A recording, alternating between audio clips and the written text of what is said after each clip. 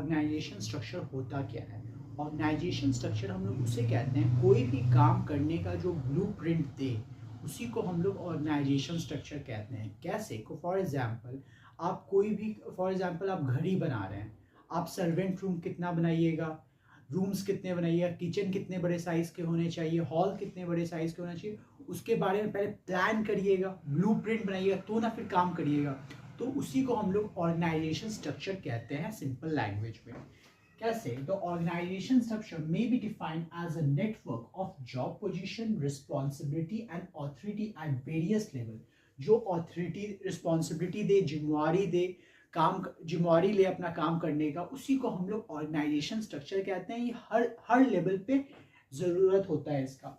The basis of for the managers and other employees for performing their function. Manager को भी अपना काम करना बहुत ज़रूरी है और एम्प्लॉय को ही, इसीलिए हम लोग इसको ऑर्गेनाइजेशन स्ट्रक्चर कहते हैं। अब हम लोग समझते हैं स्पैन ऑफ मैनेजमेंट क्या होता है। स्पैन ऑफ मैनेजमेंट हम लोग उससे कहते हैं जैसे कोई भी मैनेजर के अंडर में कितने सबऑर्डिनेट्स काम कर रहे हैं, उसी को हम लोग स्पैन ऑफ मैनेजमेंट कहते हैं। कोई भी सुपीरियर के अंदर कितने सबऑर्डिनेट्स काम कर रहे हैं, उसी को हम लोग स्पैन ऑफ मैनेजमेंट कहते हैं। जैसे it's refer to a number of subordinate that can effectively manage by a manager.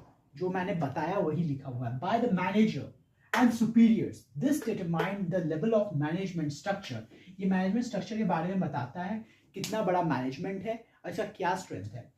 और दो चीज बहुत इंपॉर्टेंट है, इसे ध्यान से नोट डाउन कर लीजिएगा अपने, ये एमसीक्यू में पूछा जा सकता है। ये दो पॉइंट आता है, नैरो स्पैन मैनेजमेंट रहता है तो आप लोग सिंपली समझ लीजिएगा ये टॉल स्ट्रक्चर है। और जब वाइड स्पैन मैनेजमेंट टॉल नहीं वाइड स्पैन ऑफ मैनेजमेंट रहा तो ये आपका फ्लैट स्ट्रक्चर रहता है, ठीक। और नैरो स्पैन ऑफ मैनेजमेंट रहा तो टॉल स्ट्रक्चर रहता है। ये एमसीक्यू में पूछा जाता है, इसी को हम लोग स्पैन ऑफ